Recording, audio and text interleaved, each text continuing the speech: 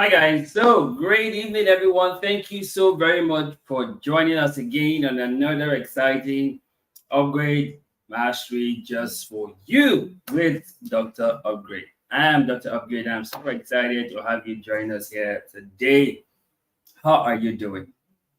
Yes, how are you doing? How was your week? What was your week like? What did you do this week? Was it an eventful, exciting week for you? How was your week? Let me know how your week was. Let me know how your week was. I'm glad that you are able to join us today.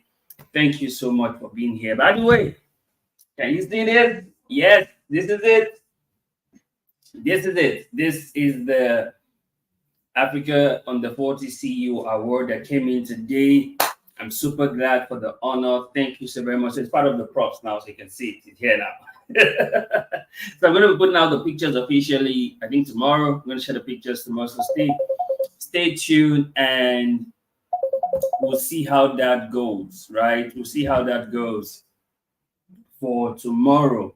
Right? I'm going to share that online on social media. So stay tuned. Just look at the page, Mr. Upgrade Wisdom Counseling. Let's see how it goes. Okay, so how you doing? How was your week? How was your week? Let me know how was your week. What did you do this week? My week has been stressful. My week has been stressful. So many things happening this week. It has been from one activity to the other. The week has been a lot. Like the week has been a lot for me. It has been a very, very, very hectic week. But we are now. We are at the weekend. Thank God it's weekend.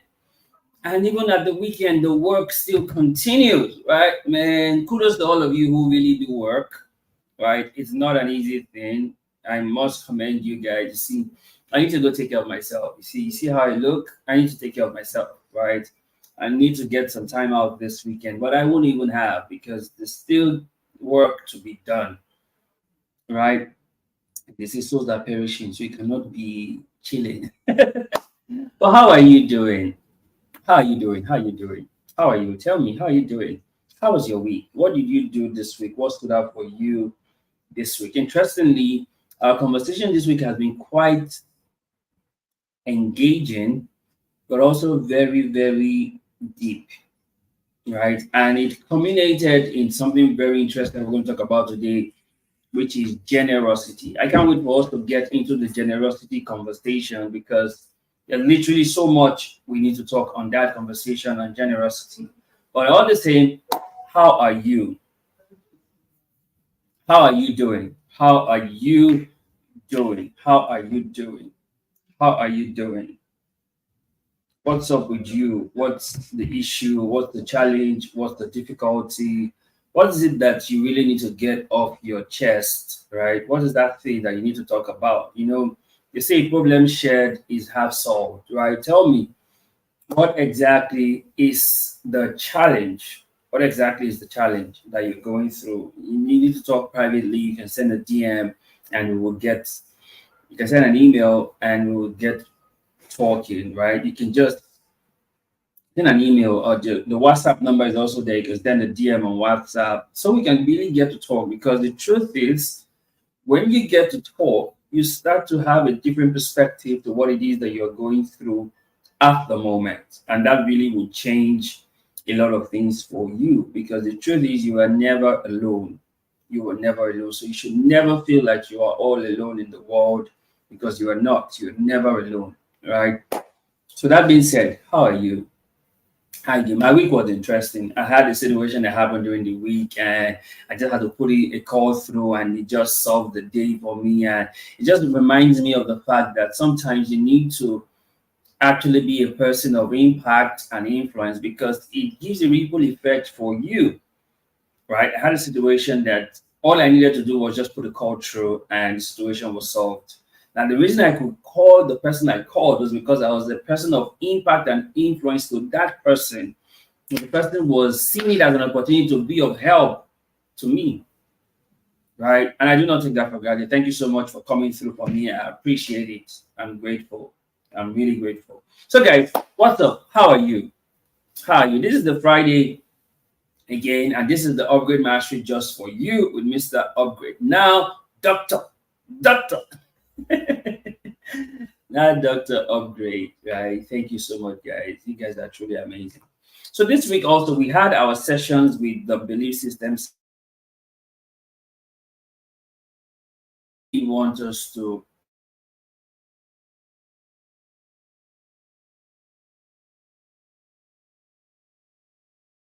this week by talking about our belief system. By now, you should understand that we do this every week, our belief system from Monday through Fridays, and we just share some things that we know would be of great help to those people who follow through with our belief system. So this week, we started out by talking about, is anything really hard to do? Is anything really hard to do? Now, why did we ask if anything is anything really hard to do? Because sometimes you see a lot of people say, oh, this is too hard. I can't do this. It's too hard. But the question now is anything really hard to do? And that is something we really shed more light into to let people know that there is really nothing that is too hard to do. It's just that you really don't want to do it yet. That's just what it is. There's nothing that is too hard to do. So we said, is anything really hard to do? When you haven't made the choice and decision, everything literally is hard. When you haven't made the choice and decision, everything literally is hard. Now, we took the analogy from the rich young ruler, which we're going to be talking about a lot today on generosity, right? The rich young ruler showed us that there is nothing really hard to do. This was the this was the last thing the rich young ruler expected to hear when he was told to sell all he had, give to the poor, and come follow the rabbi. Right? At this point, the rabbi had told him to sell all he had, give to the poor, and come follow him, but he just couldn't see himself letting all he had go. He just couldn't see himself letting that happen. Right? This is indicative that he had the opportunity to do what is expected of him by the rabbi, but he deliberately chose not to because he rather kept his wealth than let it go. So, in all honesty, he realized it wasn't hard for him to do.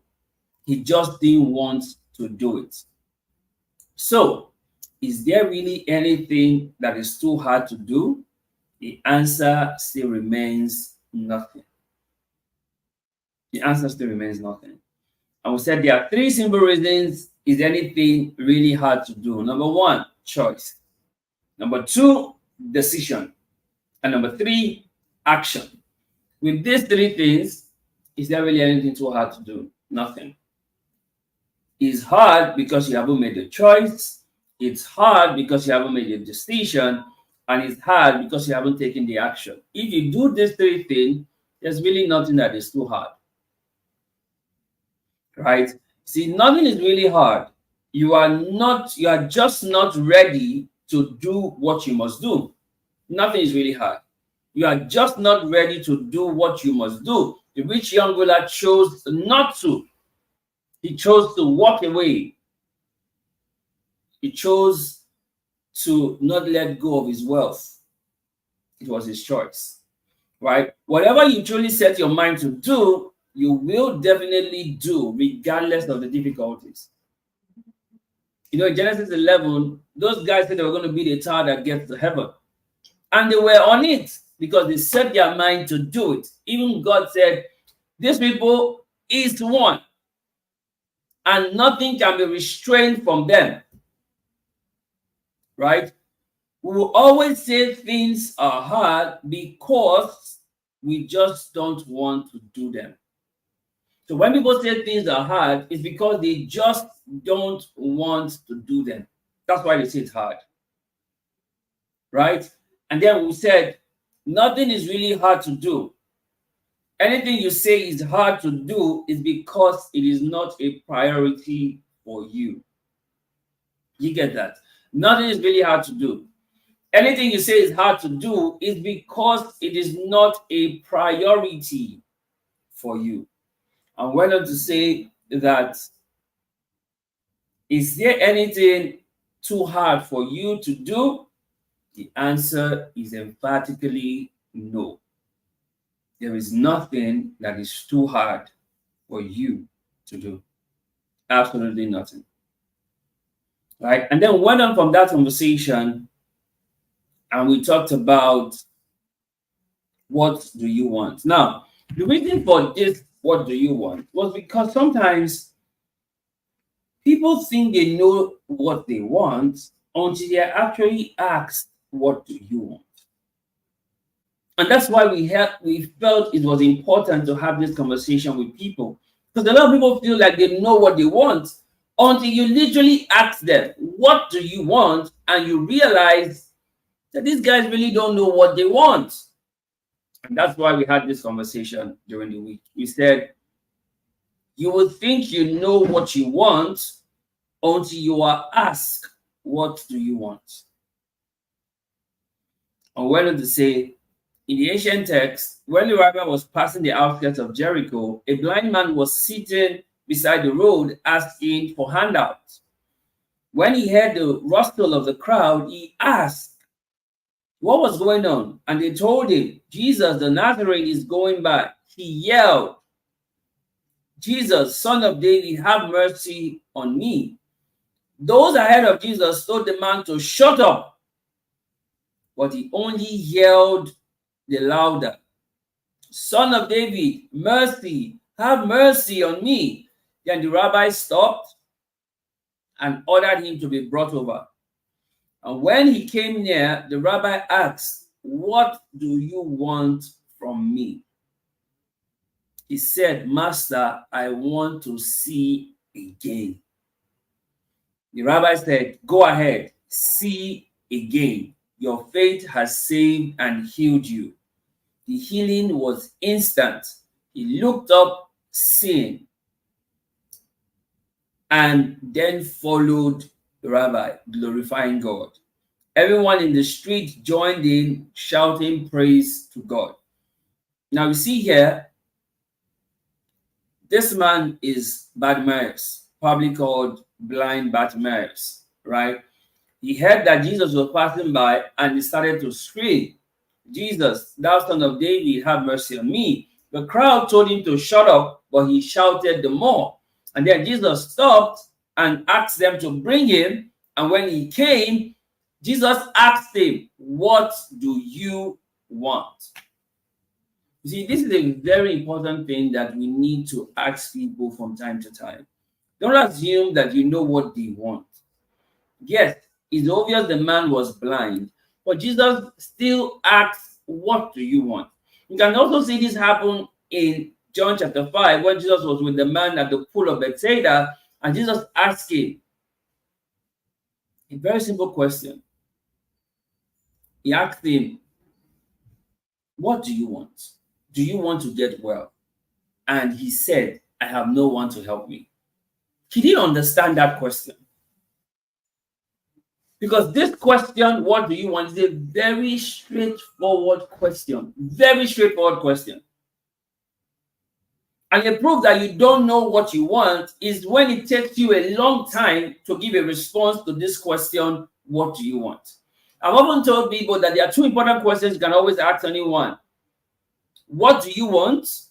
How can I help you? Those are two important questions you can always ask anyone. What do you want? How can I help you? Now, I'm going to share this. Thank you so much for joining. Thank you so much. I see you. You're good. Please put in some fires in the comment section. Let me know that you're here with me, right? There are three simple reasons.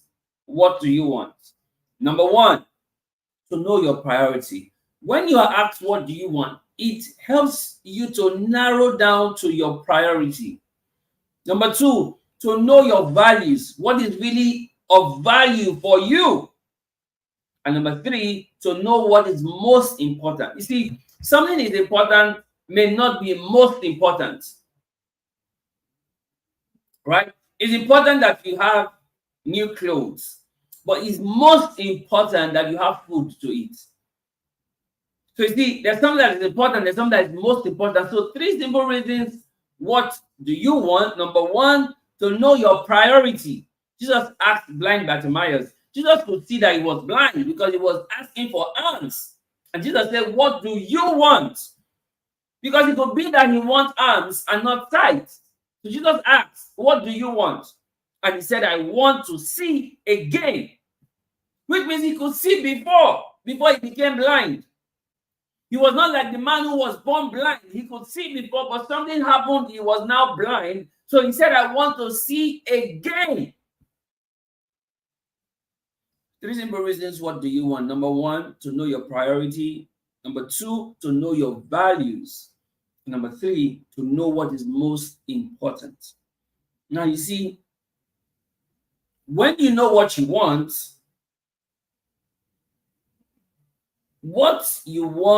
is never a pictorial.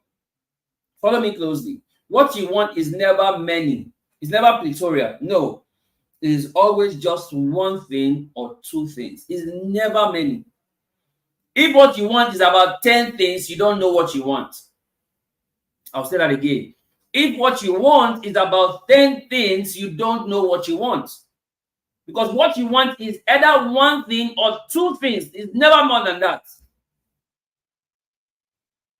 Many times it's just one thing. The one that Jesus said, one thing.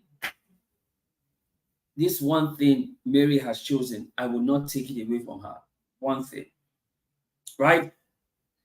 If what you want takes you more than a minute to say it, you really don't know what you want. So let's say someone asks you, what do you want? And it takes you more than a minute to say it. You really don't know what you want. And went on to say, one important question to always ask people is simply, what do you want? What do you want? Do you want more love in your life? What do you want? Right? Do you want more care and concern, like I Care Center? What do you want? What do you want? Right? You see, never assume you know what people want. It is wisdom to just ask them, what do you want? Just ask, what do you want? Jesus, who was omnipotent, omniscient, omnipresent, who knew everything but still asked, what do you want? He asked blind Bartimaeus, he asked the man who was at the pool of Bethesda that had been sick for 38 years. See, what do you want is the first question to ask anyone who truly needs help. What do you want? Don't think you know what they want. Just ask, what do you want? It's that simple. Is this making sense? Yeah, it is. So we moved on from there to say, just don't quit. So we started out by saying in the week, right? When the week started, we started out by saying, is anything really too hard? Is anything hard to do? Is anything really hard to do? And then we moved on to what do you want? And then we moved on to the next, which is just don't quit. Just don't quit. And we say, you have reasons to quit, but just don't quit. You would have reasons to quit, but just don't quit.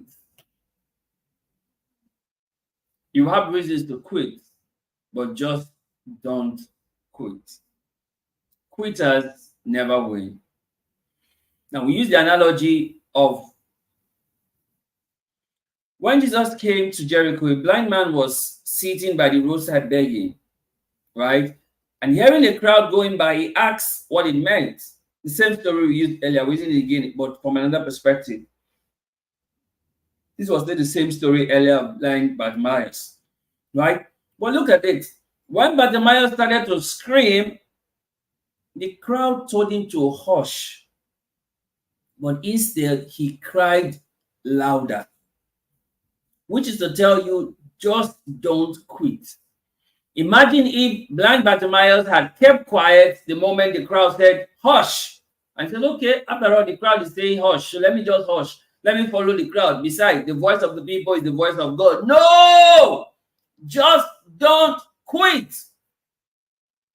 Bartimaeus didn't. He kept crying out the more. He didn't quit. He cried out the more. Right? You see, there are three simple reasons just don't quit.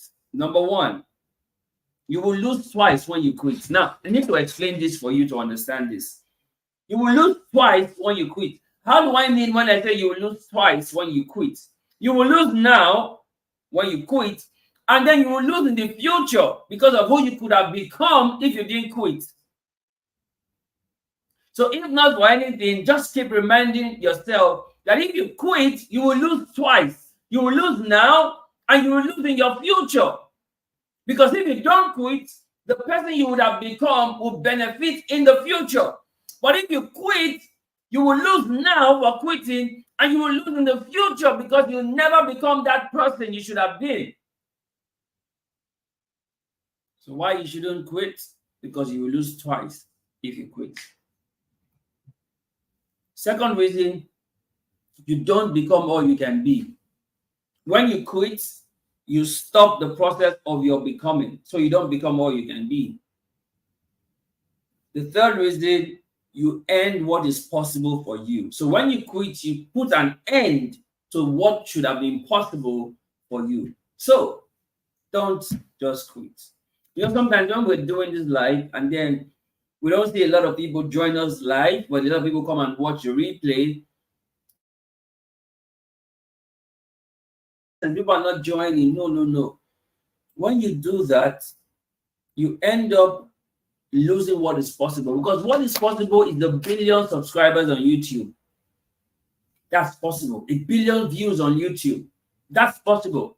1 million subscribers on YouTube. That's possible. But if you quit, that will never happen. Currently on our podcast, we are over 18.4 million plays. Imagine if we quit, we would never have gotten to that. And the goal is 1 billion plays.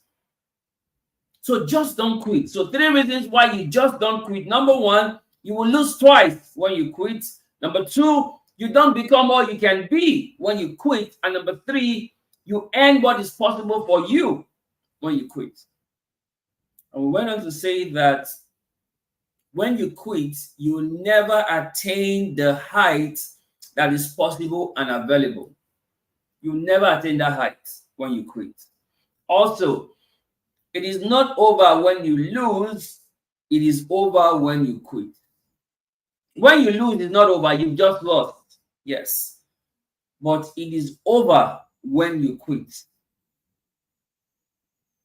So even if you lose, try again. Just not quit. One of the things, not every decision to quit is reversible. But resting is a wise choice that gives you the time and space to meditate on a decision. Went on to say that don't quit something that only needed a rest. You will never know what you could have become, so don't just quit. Instead, rest. Yeah, sometimes you really need to rest. Like I've been saying for a while now, I really need to rest because I've been working so much back to back. In fact, the whole of May has just been back to back activities and all of that. I really do need to rest and take a break. I can rest, but I can't quit because this must go on. This is my life's choice. I can't quit. Right? Yesterday, I was speaking to some young kids at their career day, and I told them about fun. When you're making a career choice, they should do a career choice that is fun. And by fun, I said they should do a career choice that they find fulfillment in, that they can express their uniqueness through, and that they can become notable at. That is what represents fun. Fulfillment, uniqueness, notable. So regardless of the career path they pick, they must pick something that helps them find fulfillment, helps them express their uniqueness, and help them become notable at the end of the day. Because in all career, the truth is there is profit. And profit is not just money, profit is impact, influence, and income. I think I will share more about that for young people because a lot of people don't know what career choice they want to pick, right? But in this modern world where careers are changing, what is important for you is that you find fun in whichever career you pick. And by fun, I talk about fulfillment, uniqueness, and notable, right? It is making sense. I know it's making sense. So let's get back to our just don't quit. And we said learning to rest instead of quitting helps you to learn the difference between what is possible and what is impossible. So rest, but just don't quit. And I went on from that and we talked about making adjustments, right? In our lives, regardless of where we are right now, there will be times we will need to make adjustments. So we needed to explain making adjustment. And we said life happens that from time to time, you will have to make adjustments. Making adjustments is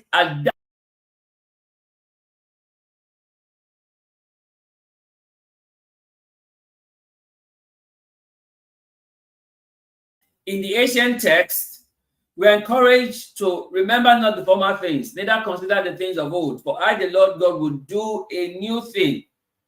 And shall you not know it? I will make a way in the wilderness and rivers in the desert. You must learn to make adjustments. Right? We said here that expecting everything to transform in the blink of an eye will only lead to disappointment. Instead of attempting to revamp your whole lifestyle in one fell swoop, focus on the smaller goals that brings you closer to the larger one. Then once you have successfully adopted those, you can come up with new ones. It may seem tedious by taking it slow and allowing yourself to focus on one task at a time. You are ultimately much more likely to succeed. It is when people try to tackle more than they can handle that they doom themselves to fail. 3 simple reasons to make adjustments. Number one, 3 simple reasons making adjustments. Number one, things won't always go as planned, so you need to learn to make adjustments. Things will always go as planned. You see, I've been doing live sometimes, and then the power cut. You know, you live in Nigeria, so sometimes it's expected that will happen. And then sometimes even your generator will not come on. Things will always go as planned, so you must learn to make adjustments, right? We say, number two, to regain control after a setback. So the reason why you're making adjustments is so that you can regain control after a setback.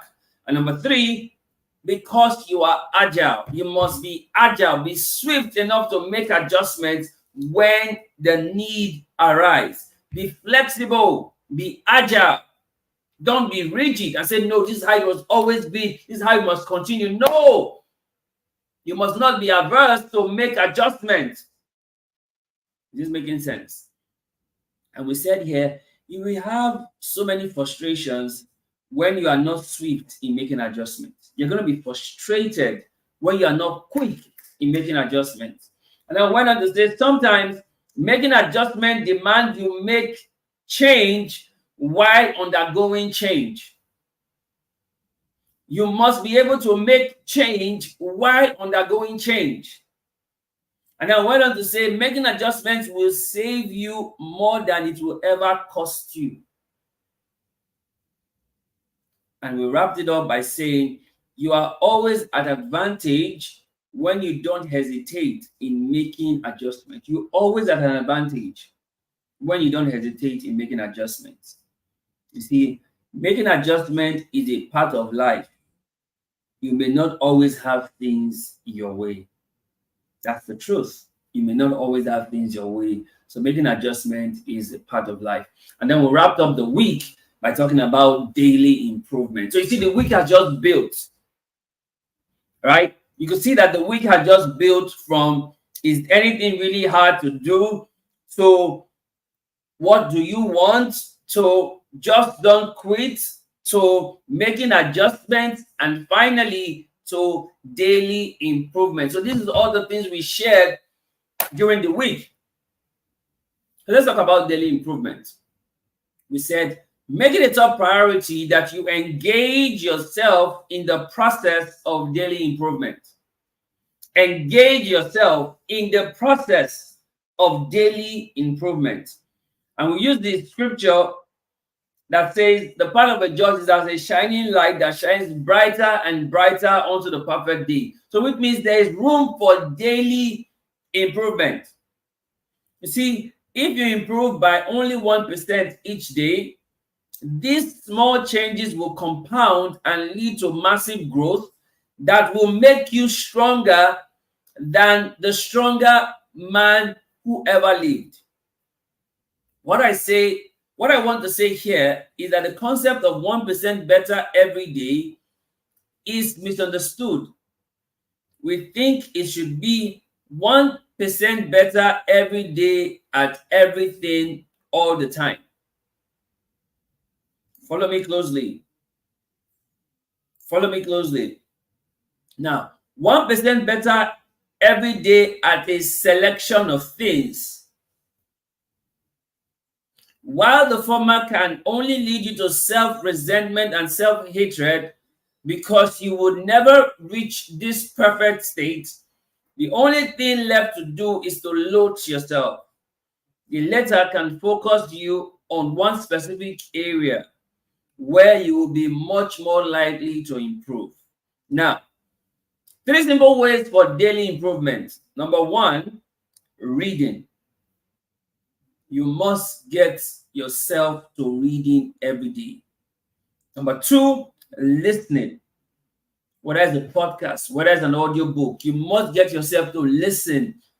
That's how you make an improvement. Number 3, observing. Just by observing, you are learning and you are making improvement for your life. Observing. So these are 3 simple ways of making daily improvement. Number 1, reading. Number 2, listening. Number 3, observing. And we say, no matter how your day goes, it is a good day as long as there is room for daily improvement. No matter how your day goes, it is a good day as long as there is room for daily improvement. And we went on to say the largest room in the world is a room for improvement, and everyone has it. The largest room in the world is not the hotels in the Burj Khalifa. No, no, no. The largest room in the world is the room for daily improvement, and everyone has it. And we went on to say, when you are not improving yourself, you are missing out on the opportunity available for daily improvement. What is life without daily improvement? It is not worth living or celebrating. And finally, we wrapped up by saying personal development is best seen through daily improvement. So, guys, this was all we talked about this week, and we hope that this made sense for you. Now, for today's conversation is on generosity. Generosity. Tell your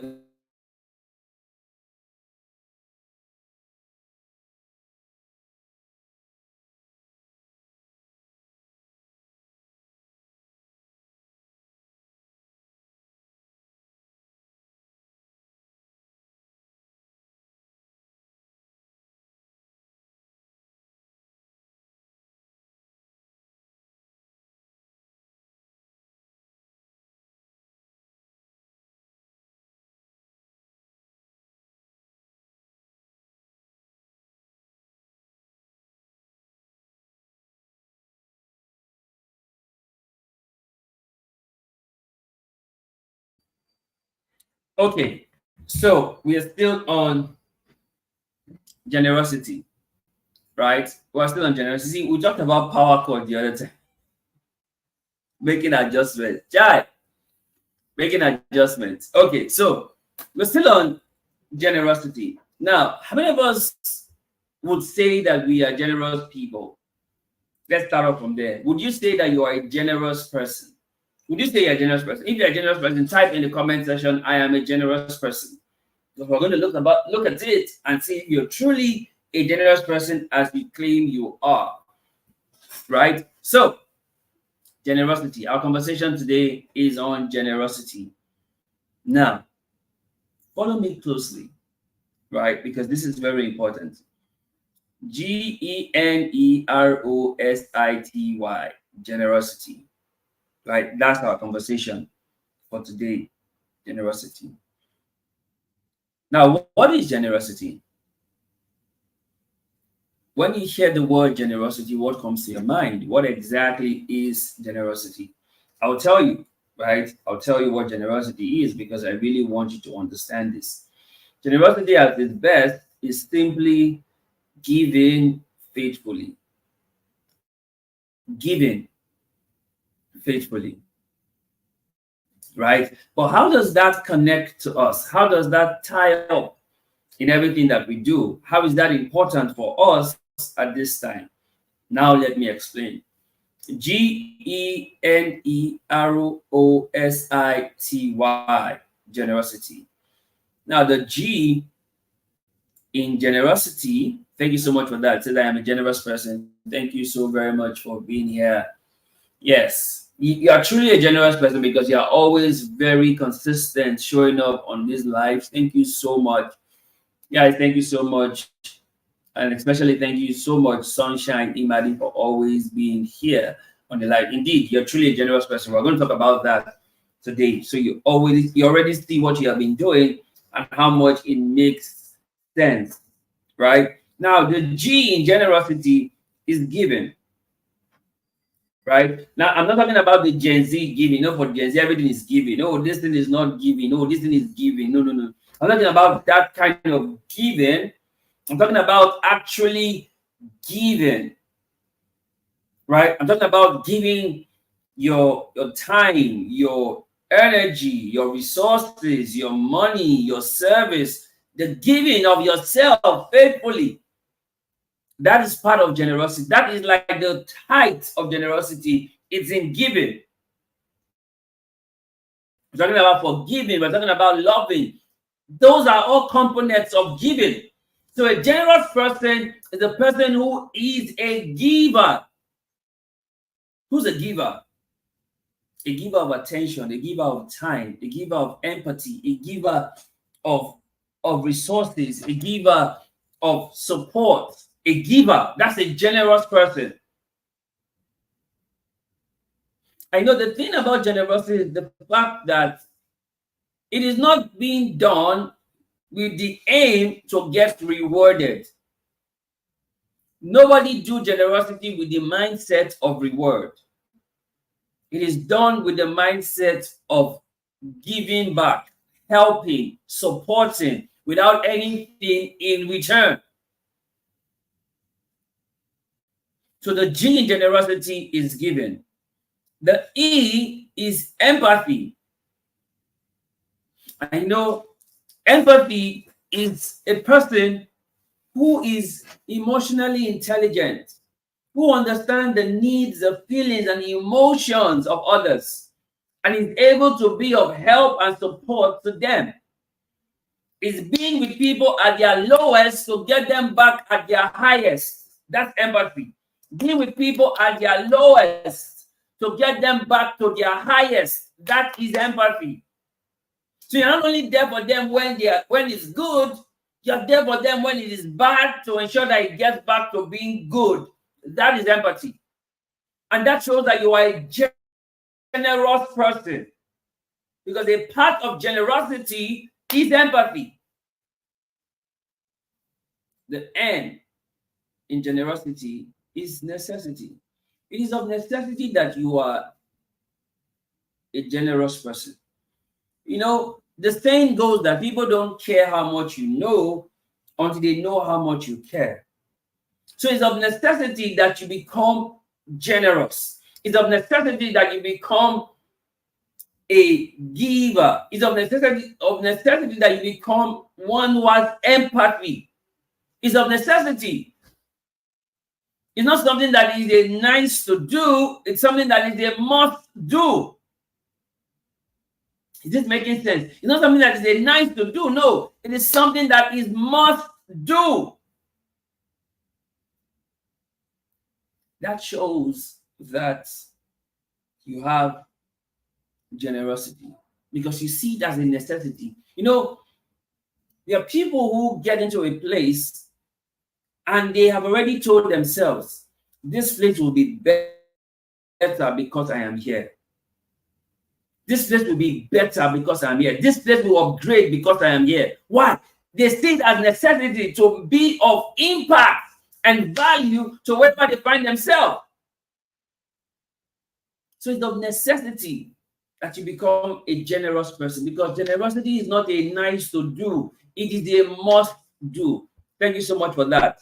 Generosity is not a nice to do, it is a must do. It's not a nice to do because it's of necessity. Now, the other E in generosity is endearing. Anyone who is a generous person is always endearing. People are just drawn naturally to that person. That person is like sugar to ants. Ants naturally gravitate towards sugar. It's endearing. People feel alive because of you. People become their best because of you. So they are endeared towards you. So generosity is endearing. It makes people want to be around you. Make people want to be with you. Make people want to come close to you. It's endearing.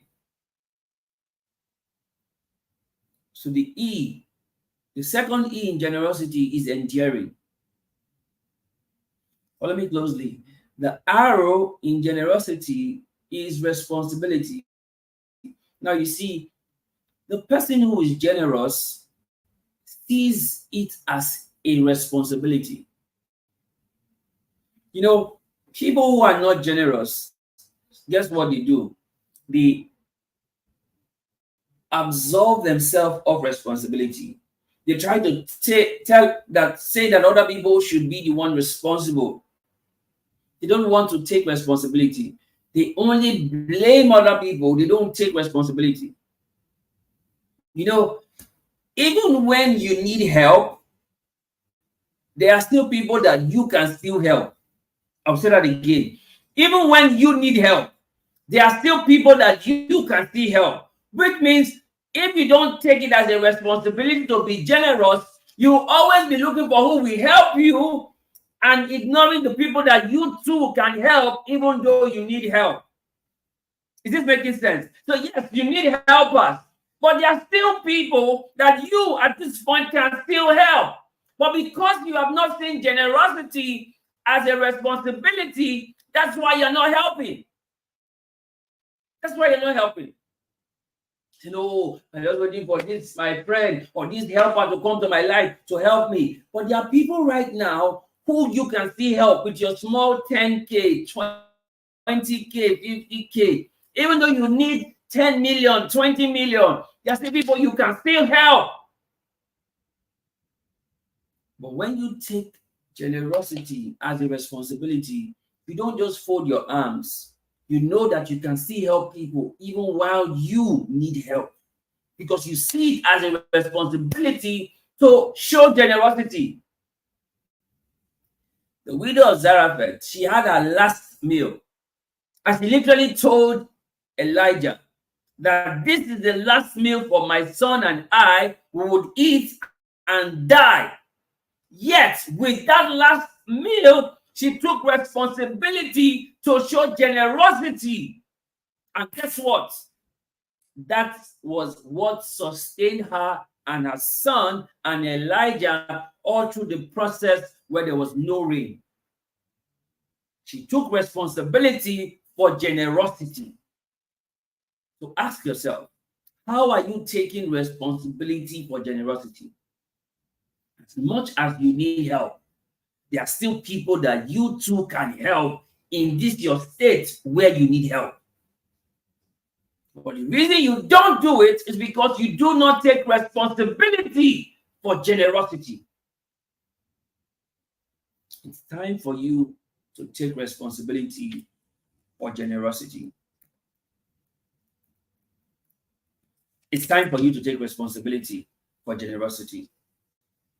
So the R in generosity is responsibility. Now, guess what? The O in generosity is opportunity. Every generosity gives you an opportunity to be a blessing. Yes. Scripture says that we are blessed to be a blessing, right? It is the giver that is blessed more than the receiver. The giver is more blessed than the receiver. Is more blessed to give than to receive. Why? Generosity is an opportunity for you to give. And you've always heard me say this. It is not the rich that give. It is givers that give. Because the woman who gave her 2 mites was seen as giving the best. She was not the rich, but she gave her best. So it was never the rich that gives. It is givers that give. I hear people say, oh, the reason I'm not giving or being generous because I don't have. No! It's because you don't want to be generous. Because you don't see the opportunity that comes with being generous. Remember I told you, opportunity don't come at once. It comes every day. The day you take advantage of the opportunity, it becomes your wants. And generosity gives you opportunity every day to be a blessing to people, to be of impact to people, to be a problem solver to people. It gives you that opportunity every single day. But the question is, will you take it or will you ignore it? See, guys, this teaching should literally change a lot of things for you. Knowing that it's not about how much you have. No, it's about seeing the opportunity to be generous to others. See, people will only need you for a certain time. See, after that time, they won't need you anymore. So if you miss out of that opportunity to be generous to them, you miss it out for life. You miss it out for life. It's just like a young child who wants to write jam and can't afford it, and you are able to help pay for the person's jam form. That child will always remember you for life, that without you, he would never be able to write jam. That was an opportunity. But you miss out of it, you miss it out for life. Because when you choose not to help, God will send helper from somewhere else. That's why Mordecai told Esther that if you choose not to be of help right now, God will send help. Say, perhaps you were put there for a time such as this. But if you choose not to be of help, God will arise help from somewhere else. So being generous is an opportunity. An opportunity is a high privilege you should not miss out of. Right? The S in generosity is service. Every time you are generous, you are rendering service. And remember what I always tell us about service, that service is the giving up of yourself faithfully towards the attainment of a goal without expectation of reward. That's service. And the generous person is always rendering service, helping others, even though there is nothing in return. Just helping.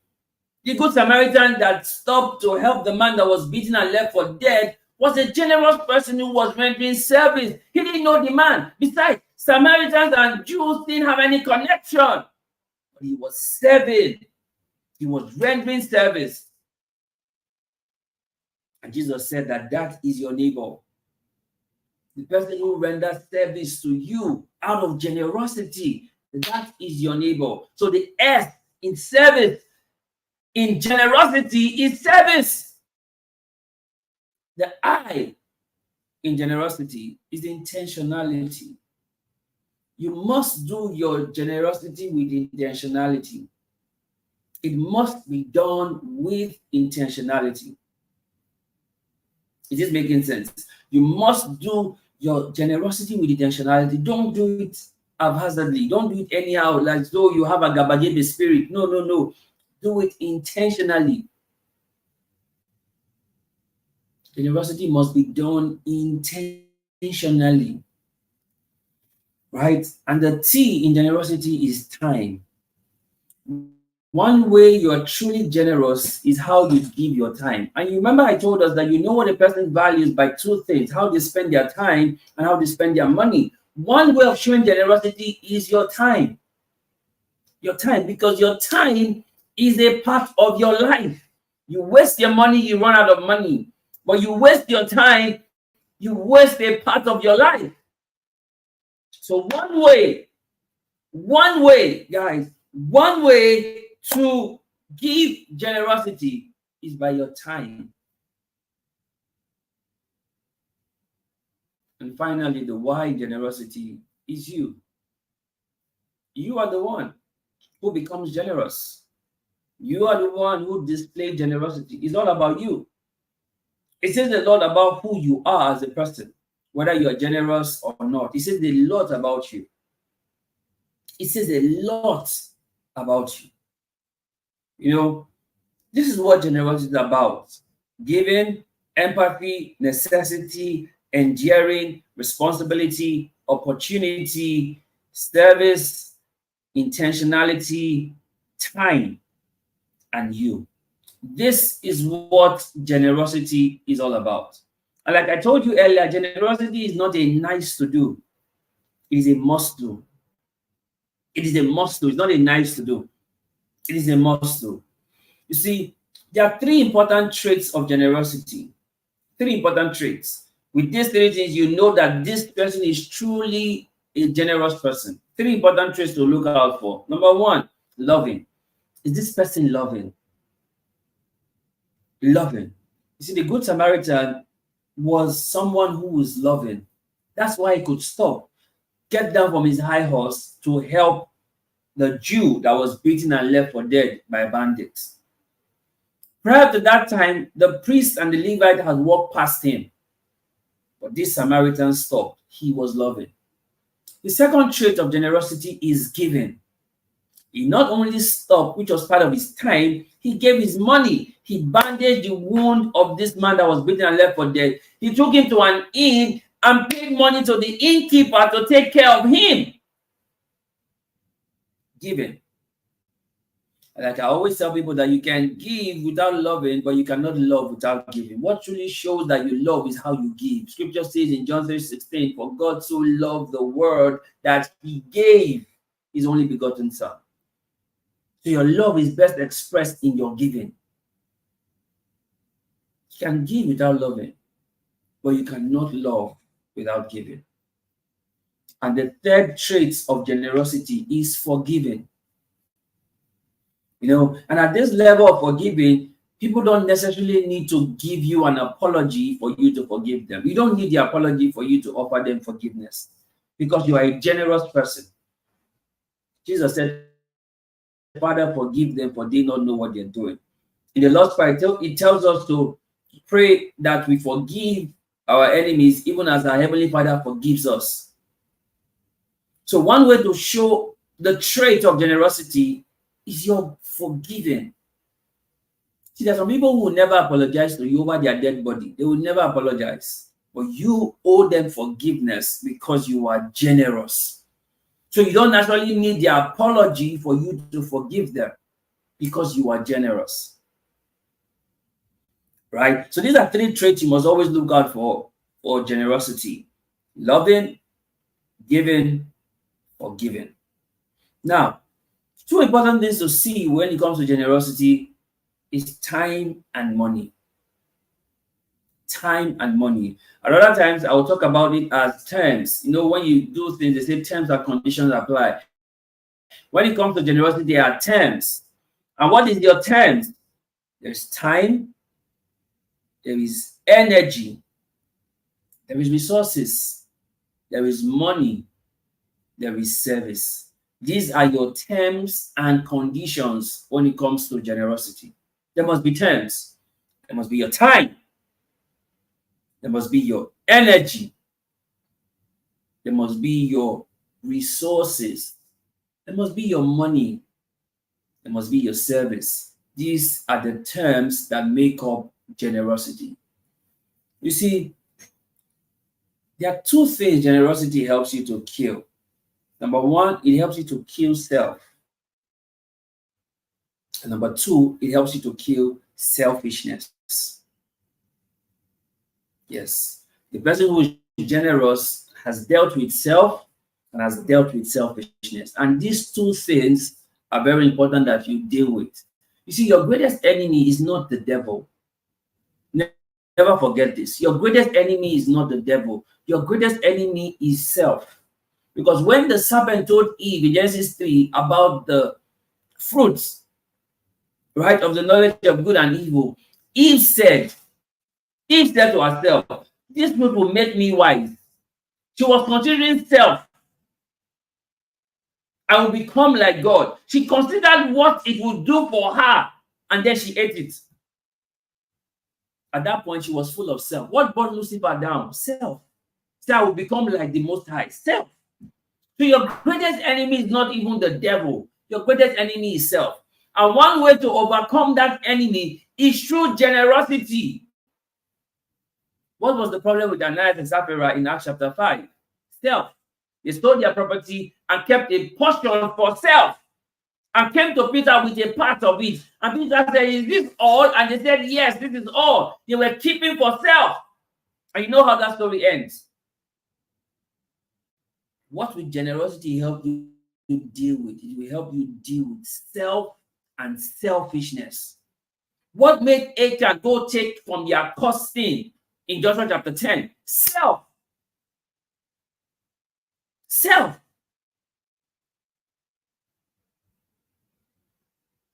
What made David take Bathsheba and kill Uriah? Self. See, generosity will help you to overcome self and overcome selfishness.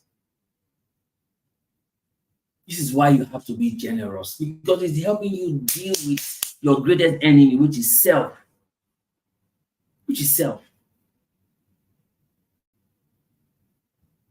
You know, in Luke chapter 18, there's the story of the rich young ruler.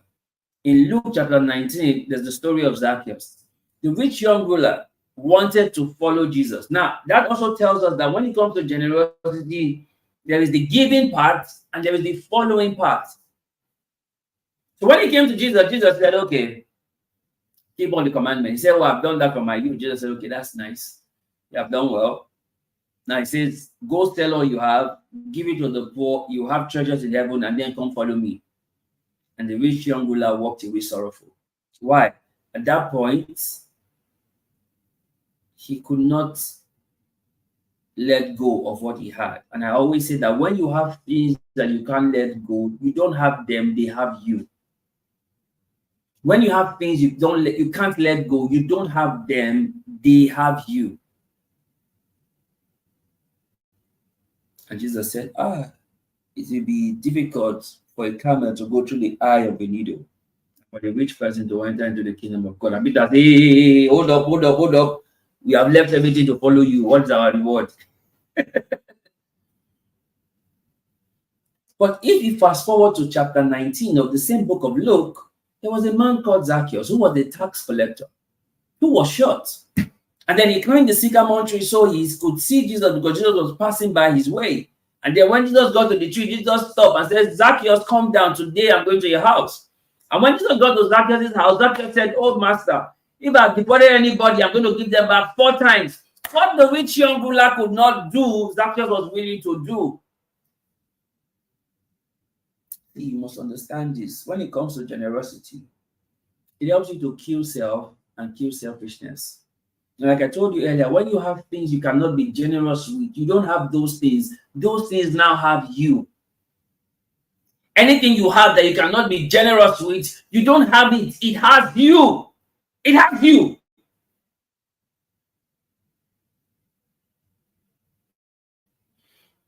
And like I always say, in the true spirit of generosity, even a pauper can give like a prince. In the true spirit of generosity, even a pauper can give like a prince. See, guys, you must understand this. I'll wrap this up with a story by Alexander the Great, right? So one day, Alexander the Great was walking past on in his environment, and he was working with the army general. And then while they were on that walk, there was a beggar who was begging for alms. Right. So when Alexander the Great got close to where the beggar was, he instructed his army general with him to give the beggar a gold coin. Now, if you have heard me talk, you've always heard me mention this story when it comes to generosity. Right. So he gave the beggar a gold coin. And then the army general was puzzled, was taken aback, but he couldn't say anything because that's his boss. So they kept going. So at a point, he stopped and he asked Alexander the Great, "Why did you give the beggar a gold coin? You could have given him a silver coin or a copper coin. Why did you give him a gold coin?" Alexander the Great laughed and looked at him and said, "It can never be said, or it should never be said, that Alexander the Great gave someone a copper coin or a silver coin. It must always be a gold coin." Why? Alexander the Great was trying to explain to his generals that when it comes to being generous, you give in the capacity of the giver, not in the capacity of the receiver. So that means whatever you give, he's showing who you really are as a person, not the person who's receiving it. Does this make sense? You give in the capacity as the giver, not in the capacity of the receiver. So when next you want to give, have this in mind. When next you're about to be generous, have this in mind, that you give or you show generosity in your capacity as the giver, not in the capacity of the receiver. Because in the capacity of the receiver, you will give the person anything. When the capacity of the giver, you will give what is valuable to you. So, guys, this is what generosity is all about. And I hope this has made sense to you, right? So, Sunshine is still here. Thank you so much, Sunshine, for staying through to the end. You're truly super amazing, right? Generosity is not a nice to do, it's a must do. You also shared from the quote that we shared here that generosity helps to kill self and selfishness. Very important. And then you also said something very striking. You said, when you have things you cannot be generous with, you no longer have those things, they now have you. So true. You saw that with the rich young ruler. He couldn't give away his wealth. He no longer had the wealth now had him. Guys, this is the much that we can take on this conversation today on generosity. I hope this has been worth your while. This made sense. Before we go, we'll take a few questions. Does anybody have a question? All right, let's take one or two questions before we call it a wrap for today. Any question? By the way, you remember you can see this. This is the award plaque of the Africa on the 40 CEO. I'm going to share the pictures later tomorrow. Right, and check the Instagram at Wisdom Council. I'm going to also put some of the pictures here on YouTube. You can also see, right, the pictures of the award, the picture of me with certificates and all of that. Just to say thank you so much for being here with us. Let's take one or two questions, guys. One or two questions before we call it a wrap on generosity. Anything that bothers you that you feel you want to get more clarity on, the best time to ask. So we can take your question before we call it a wrap for today. Have this been fun for you? Has this made sense to you? Please do well to leave a comment, do well to share with your friends, do well to subscribe and turn on post notification. It helps the channel, right? It helps the channel, it helps YouTube to push the channel to more people when you make comments and when you share, so that more people get to be impacted by what we are doing. See, it's actually a privilege for you to do this. It's actually a sign that you are generous while you do this, because the truth is, with or without you, it will still grow. That's the truth. With or without you, it will still grow. But it's only a privilege that you are part of the growth and you see it as your way of being generous, right? This is a way of being generous. So, guys, any questions? Any questions before we call it a wrap for today? I've had a great time. I had fun.